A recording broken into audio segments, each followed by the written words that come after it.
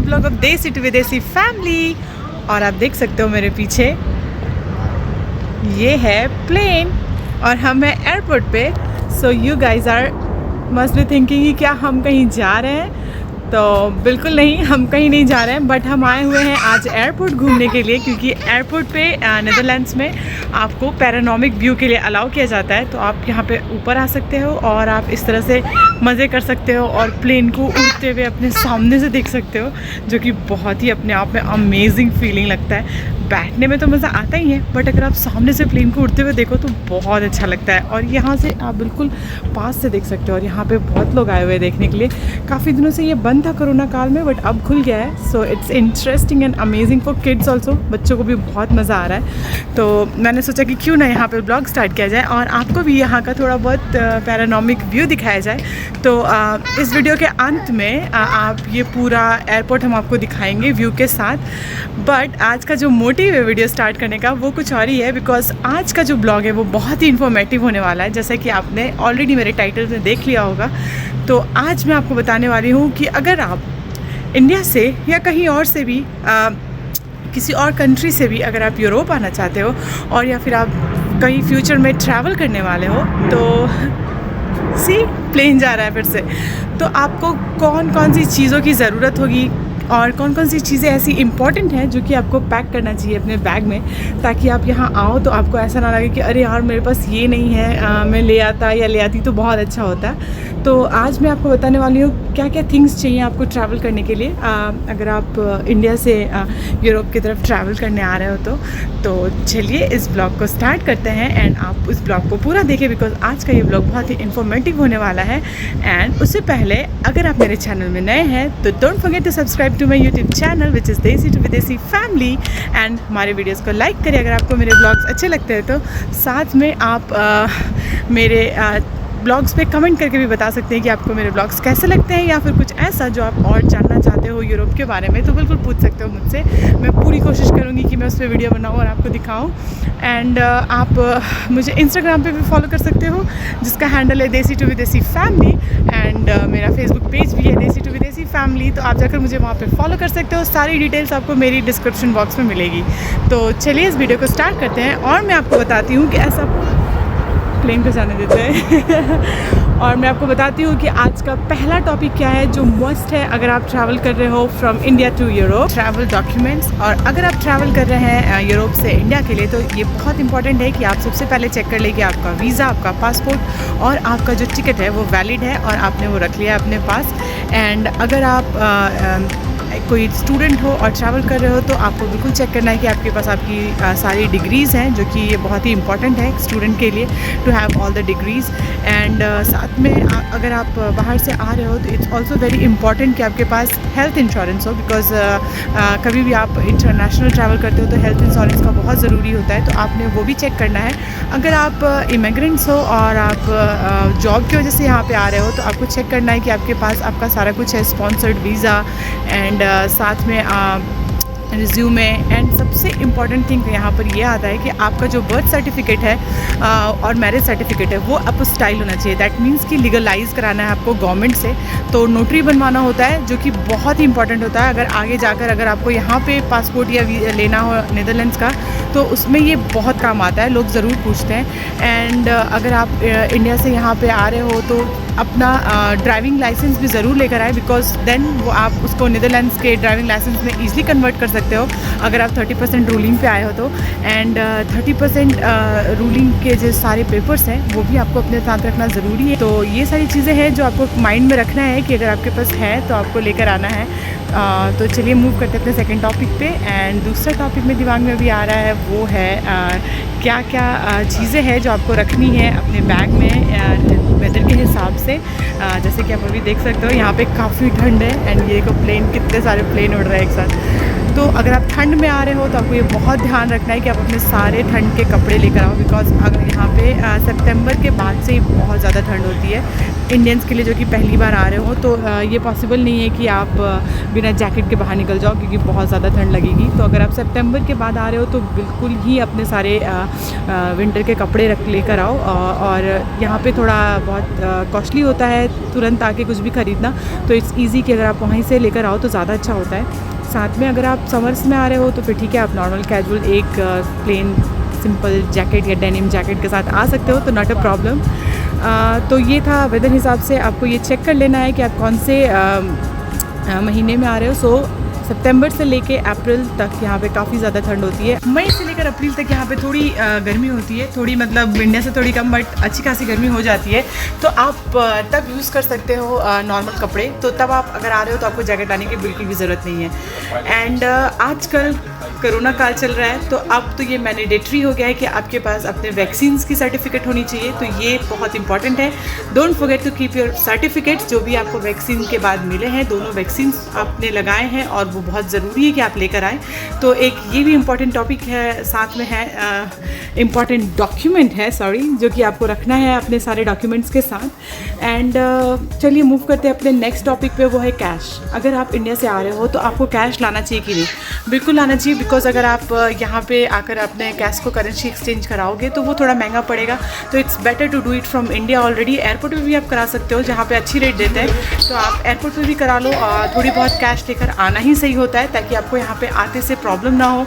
अगर आपको कुछ लेना हो खाने पीने का, ग्रॉसरीज़ का सामान, तो ये बहुत इंपॉर्टेंट है। एंड साथ में यहाँ पे एक इलेक्ट्रॉनिक्स का भी प्रॉब्लम है कि आपको एक स्पेशल अडेप्टर लेना पड़ता है, जो कि एक यूनिवर्सल अडेप्टर के नाम से मिलता है शॉप्स पे। तो आप वो भी ज़रूर ले लें, बिकॉज जो भी हमारे इंडियन के अप्लायंसेज हैं, जैसे कि मिक्सर है, ग्राइंडर जो होता है वो है, या फिर अपना लैपटॉप है, अगर इंडिया का लैपटॉप है तो उसके जो चार्जर होते हैं वो 3 पिन वाले होते हैं, और यहाँ पे सब कुछ 2 पिन वाला होता है। तो आपको अगर आप यूनिवर्सल अडेप्टर लाते हो तो वो बहुत ईजी हो जाता है आपके लिए अपने इंडियन इक्विपमेंट्स को यूज़ करने के लिए। और यहाँ पे थोड़ा बहुत एक्सपेंसिव भी है इलेक्ट्रॉनिक्स चीज़ें, तो इट्स बेटर कि आप इंडिया से ही लेकर आए तो ज़्यादा आपको इजी पड़ेगा, बिकॉज ऑनलाइन भी अमेज़ॉन से लेना बहुत ज़्यादा महंगा पड़ता है यहाँ पर।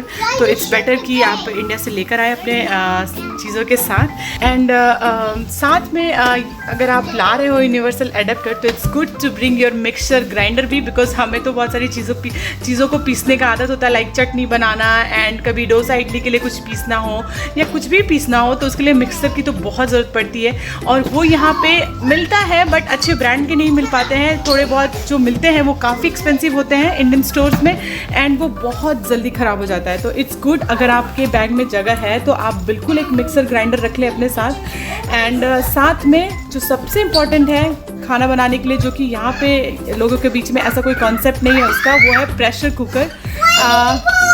राइस कुकर आपको बहुत इजीली मिल जाएगा यहाँ पर, और काफ़ी अच्छे ब्रांड्स के मिल जाते हैं, बट जिसमें स्टीमर भी होता है। बट प्रेशर कुकर आपको नहीं मिलेगा, क्योंकि हम तो इंडियंस हैं, तो हमें दाल सांभर ये सारी चीज़ें खाने की बहुत आदत होती है, जिसके लिए प्रेशर कुकर इज़ मैंडेटरी, जो कि ज़रूरत पड़ती है। तो प्रेशर कुकर लेकर आना बहुत ही अच्छी चीज़ है, ताकि आपको यहाँ पे आते से प्रॉब्लम ना हो। एंड साथ में आपको एक चीज़ और भी ध्यान रखना है कि अगर आप प्रेशर कुकर लेकर आ रहे हो तो आपको उसके साथ उसका जो एक रबड़ होता है साइड में, वो यहाँ पे नहीं मिलता है। तो वो भी आपको एक एक्स्ट्रा 2 रख लो आप, क्योंकि वो बहुत यूज़फुल हो जाता है। एंड जो वॉल्ट होता है, मोस्टली वही 2 चीज़ ख़राब होते हैं कुकर में, तो आप वॉल्ट भी रख लोगे तो बहुत अच्छा होगा। और जो कुकर है, ट्राई टू बाई जो कि इंडक्शन बेस्ड भी हो, कुक प्लेट बेस्ड भी हो और गैस बेस्ड भी हो, क्योंकि आजकल नीदरलैंड्स में काफ़ी सुनने में आ रहा है कि बहुत सारे बहुत ही जल्दी यहाँ से बिल्कुल भी गैस हटा देंगे ये लोग, और ओनली इलेक्ट्रिकल एनर्जी को यूज़ करेंगे। और ऑलमोस्ट काफ़ी सारे सिटीज़ में तो अभी से ही बिल्कुल भी गैस नहीं है, ओनली इंडक्शन या फिर कुक प्लेट है। जैसे मेरे खुद के घर में भी गैस नहीं है, कुक प्लेट है। तो अच्छा होगा कि आप कोई भी चीज़ ऐसा लें, अगर आप ले रहे हैं तो जैसे कि कुकर हुआ या फिर कोई पैन ले रहे हो, तो कुछ भी ऐसा लो जो कि cook plate plus induction base हो, ताकि आपको आते से प्रॉब्लम ना हो, ऐसा ना हो कि आपको सब थ्रो करना पड़े। तो वो भी एक बहुत इंपॉर्टेंट चीज़ है।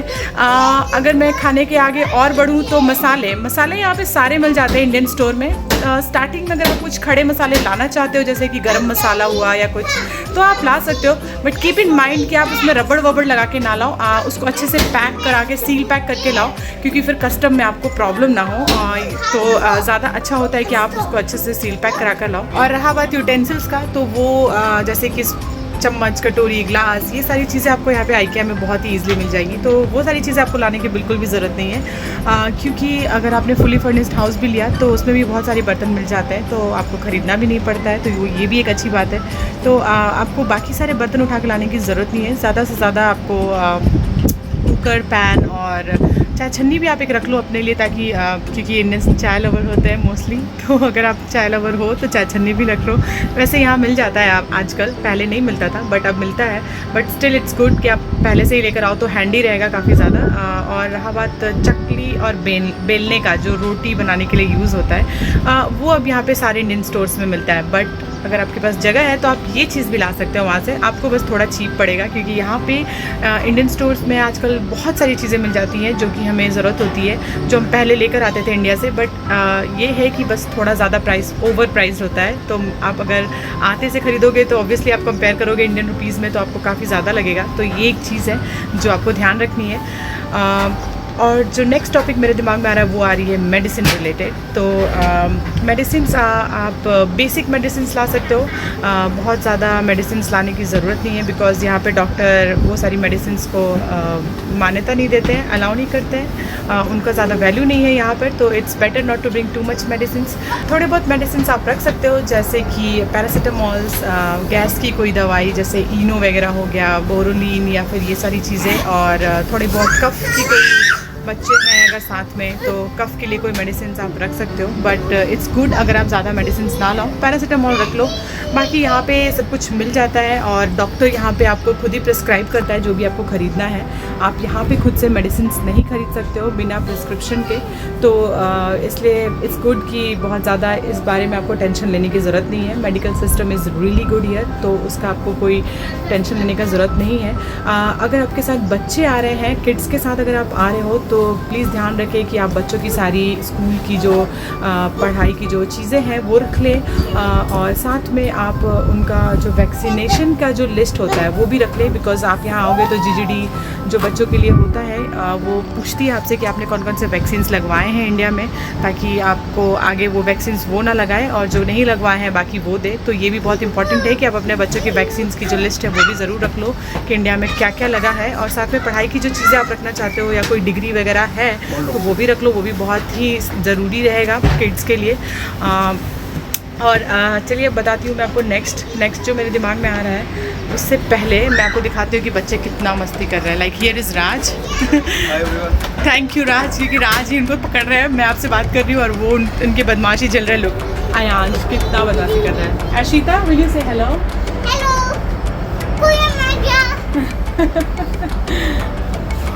ये मौका, so she is saying good morning in Dutch, क्योंकि वो अभी डच स्कूल जा रही है तो काफ़ी सारा डच सीख रही है, विच इज़ वेरी गुड। और वो आजकल बोलने लगी है काफ़ी सारा डच।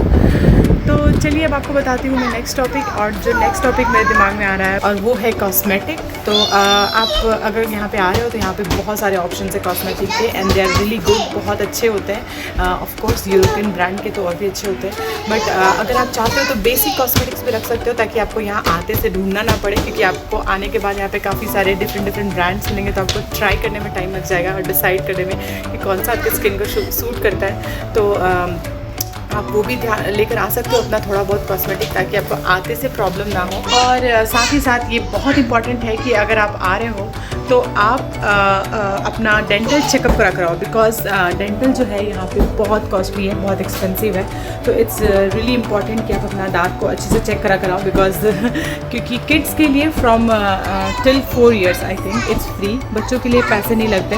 बट अगर आप एडल्ट हो तो वो इंश्योरेंस में कवर्ड नहीं होता है, एंड आपको फिर उसके लिए काफ़ी ज़्यादा पे करना पड़ता है। तो इसलिए इट्स गुड कि अगर आप आ रहे हो तो प्लीज़, अगर आपको कुछ भी हो, दांत में कुछ गड्ढे हो या कोई भी प्रॉब्लम हो, सेंसिटिविटी हो, ये सब आप इंडिया में ही चेक करा लो तो ज़्यादा बेटर है। बाकी health system is really good here, तो उसके लिए आपको सोचने की ज़रूरत नहीं है। पर dental is not covered in insurance, तो आपको खुद से पॉकेट मनी से पे करना पड़ेगा अगर आपको यहाँ आने के बाद कोई प्रॉब्लम होती है तो it's good to be check before coming here, ताकि आपको आते से कोई ज़्यादा लंबा बिल ना पे करना पड़े।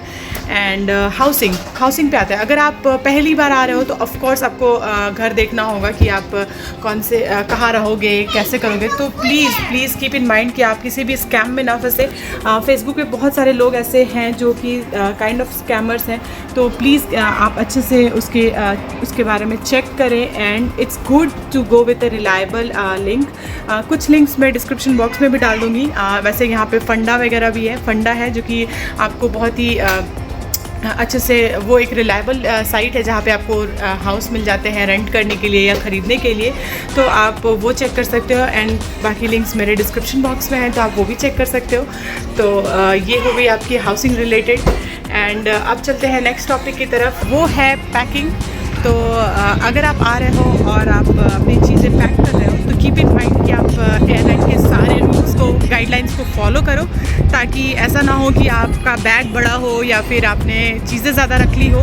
तो इट्स ऑलवेज़ गुड कि आप अपने लगेज को एक बार वेट कर लो कि कितना वेट हो रहा है आपके लगेज का, क्योंकि हर एयरलाइंस का अपना अलग होता है। किसी को कोई 23 केजीज़ अलाउड करता है, कोई 25 केजीज़। तो प्लीज़ कीप इन माइंड कि आप जाकर उसके साइट पे, जो भी एयरलाइन से आप ट्रैवल कर रहे हो उसके साइट पे जाएं और चेक करें कि लगेज अलाउंस कितना दे रहा है और बैग के साइज़ेस क्या हैं।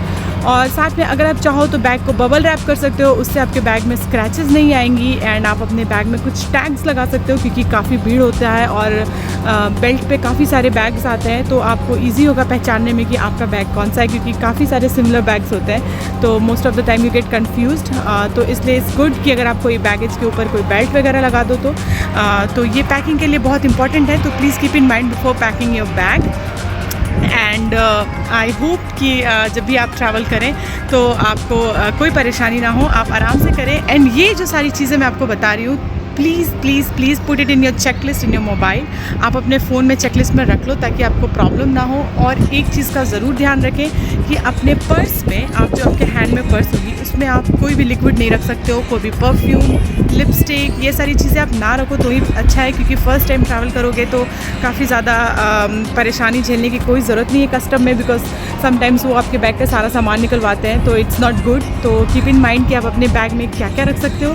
कोई भी लिक्विड सामान नहीं रख सकते हो जो आप अपने हैंड लगेज में लेके आ रहे हो उसमें। तो उसमें बेस्ट रहता है कि आप बस कपड़े रखो, थोड़े बहुत नैपकिन्स रख लो, जो भी कंघी वगैरह रख सकते हो, but like face powder, lipstick, foundation, ये सारी चीज़ें कस्टम वाले नहीं अलाउ करते हैं। समटाइम्स 100 ml से ज़्यादा बिल्कुल अलाउ नहीं करते हैं। तो ये चीज़ आपको ध्यान रखना है, क्योंकि मैं एक बार ग्रीस जा रही थी, तब मेरे पास 200 ml की बॉटल थी, जो सनस्क्रीन होता है, मुझे फेंकना पड़ा था बिकॉज कस्टम वाले ने अलाउ नहीं किया था। तो just keep in mind before travelling कि आप अच्छे से एक बार साइट चेक करो, जो भी आपका एयरलाइन है उसका, कि आपको क्या क्या चीज़ें अलाउ करती हैं कि आप ला सकते हो अपने हैंड लगेज और बैगेज में। सो आई होप कि आपको ये समझ में आया होगा। अगर आपको कोई भी डाउट है या कोई भी क्वेश्चन से रिलेटेड है आपको इस ब्लॉग से, तो प्लीज़ आप मेरे कमेंट बॉक्स में जाके कमेंट करें। मैं कोशिश करूँगी आपके सारे कमेंट्स का जवाब देने का। साथ में अगर आप किड्स के साथ आ रहे हो और आपका बच्चा पहली बार स्कूल स्टार्ट करेगा नीदरलैंड्स आने के लिए, तो उसके ऊपर भी मैं एक ब्लॉग लेकर जल्दी ही आ रही हूँ, जिसमें मैं आपको एक्सप्लेन करूँगी कि यहाँ का एजुकेशन सिस्टम कैसा है, किस तरह से आप अपने बच्चे को स्कूल में यहाँ पे डाल सकते हो और क्या क्या चीज़ें ज़रूरी होती हैं। तो stay tuned for that also. And चलिए अब आपको मैं दिखाती हूँ यहाँ का पैरानॉमिक व्यू। और ये थी मेरी छोटी सी लिस्ट जो कि आपको ट्रैवल करने के लिए बहुत ज़्यादा ज़रूरी है। तो keep in mind and let's enjoy the panoramic view of this airport. And उसके बाद मैं आपसे मिलती हूँ।